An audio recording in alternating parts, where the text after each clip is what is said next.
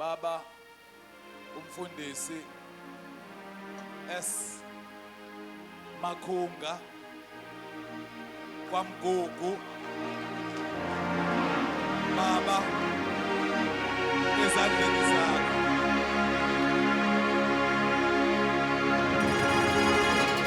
Shaya izandla bazalwane.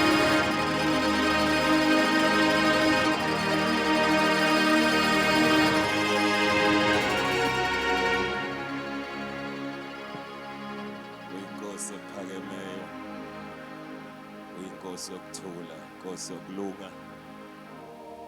Wadabula amazulu ehla wezemhlabeni, ngumpristi omkhulu ngokwe-order kaMelkisedeki.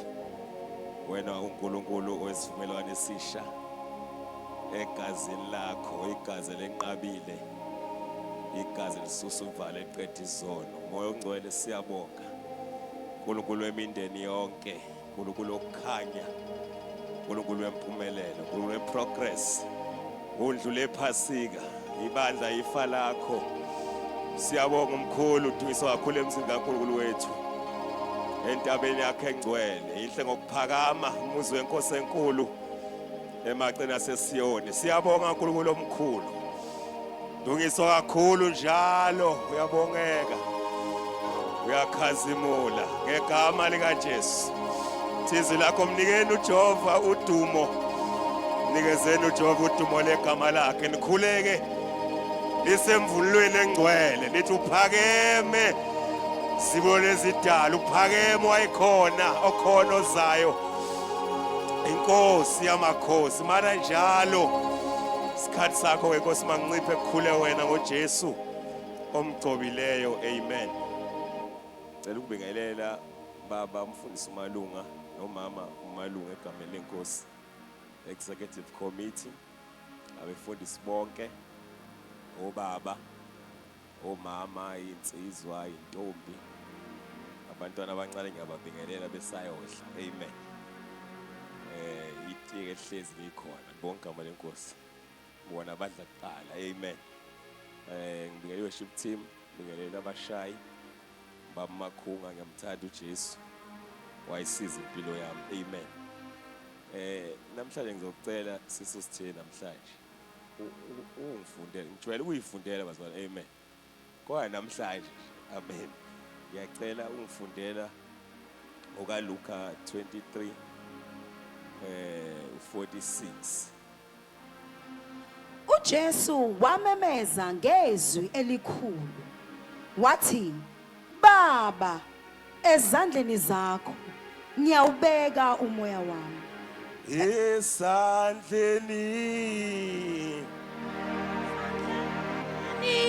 somusa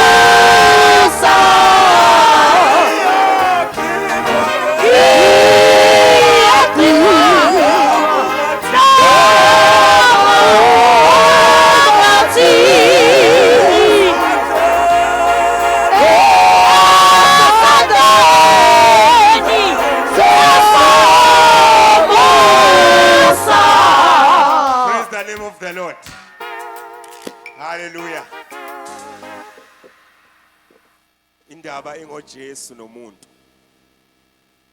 Alibonke igama likaJesu. Indaba futhi ayikho ngami mina engokugcina lokukhuluma. Kodwa indaba ingomuntu noKristu Jesu. Amen. uthi Yesu usho lamazwi elokugcina leli uthi baba ezandleni ngiyawubeka umoya wami. Kune verse lapha kumahubo u31 from verse number 5. uDavide wayeshaya ihabu. Njalo uDavide uma ezoshaya ihabu kwakuba khona into uNkulunkulu amehlisela yona ebese eyibhala esamaculo kodwa kuyizwi likaNkulunkulu eswe. Manje uDavide mayibhala uthi lapha umahubo 31 verse 5 uthi esandleni sakho ngibeka umoya wami ngoba wena uyangihlenga futhi uthembekile. Kusho uDavide umuntu owaba nezimpi cishe inkosi yaba nezimpi ukudlula zonke inkosi wonke amakhosi ayeke aholu Israel. Ngoba uDavide ukwazi ukufunwa umuntu oyinkosi yakhe, ukwazi ukuvukelwa umuntu oyindodana yakhe. Ziningi izimpi uDavide ayibhekana nazo ngoba nale mahlathini ayilusa khona ziningi izimpi angayibali, kodwa ubala nje lezi esizaziyo ukuthi wakwabhekana nempi ebhere, wabhekana nempi engonyama. Kodwa lithi izwi lenkosi ngoba uDavide wayewakhulumile lamazwi wathi esandleni sakho ngibeka umoya wami. Uchaza ukuthini uDavide mayethi ubeka umoya ephila? Usho ukuthi ngibeka ukuphila kwami uNkulunkulu. Alibonga igama lenkosi. Ngamanye amagama uthi uDavide ngibeka ithemba lami uNkulunkulu. Awu Nkosi yami, sengathi singabantu emhlabeni singathi siphila kodwa sibeka ukuphila kwethu kuSomandla. Singathi sihlabelela sigida kumnandi, sisebenza sivuka siya emsebenzini siphila, kodwa senze show ukuthi ukuphila kwethu sikubeke kuSomandla.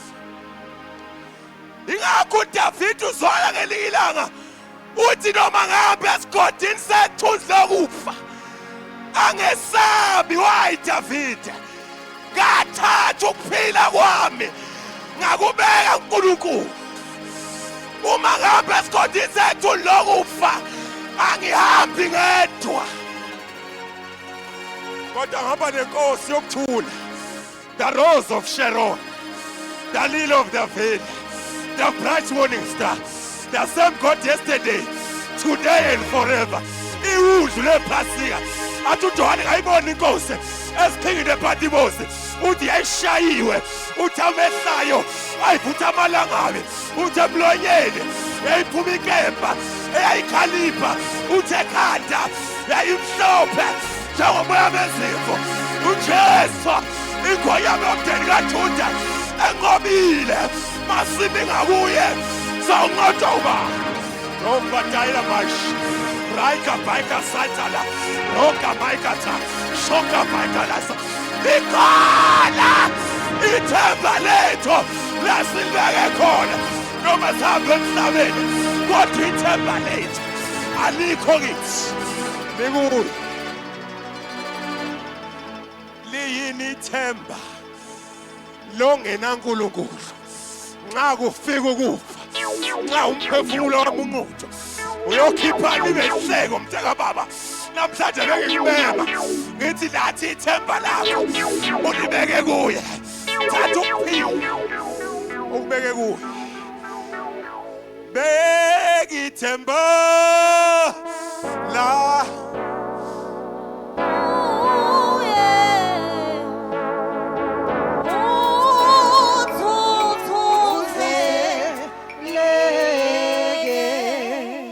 alibonga igama likaJesu, alibonga igama likaJesu.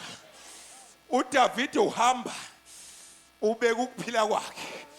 Ingakho ngile ngasibuzwa ethi kade ngimuhle. Uthi manje ngimdala. Uthi sengikhulile. Ngiyazazi ngingane. Ithemba ngilibeke kuye.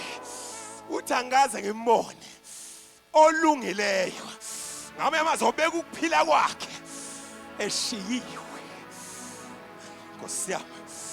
Alibonke amandla kaJesu. uDavid amahubo lawa, amahubo ayiprofeta. Ingakho uma wafunda kahle amahubo nalapha ko chapter number 2. Uyabona uJesu eprofeta uDavid.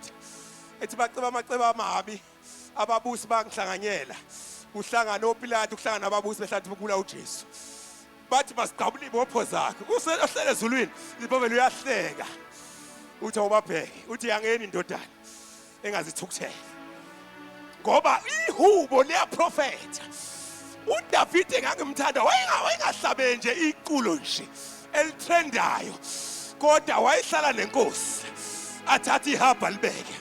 Athi mbongo uJehova mphefumulo wami. Konke phakathi wami. Makubonge igama lakhe ngcwele. Yena othathela zonke izono. Alaphi zonke izifo zami. Akhuluphela emphuthisweni. Aqheza umsaka obele. Wamazisa uMose indlela noIsrayeli izenzo zakhe. Athi njengezulu emhlabeni unjalo umusa wakhe. Uthi njengoyisahoko labantwana unjalo umusa wakhe. uDavid wabhala ehlabele bhala amaculo wawacompose.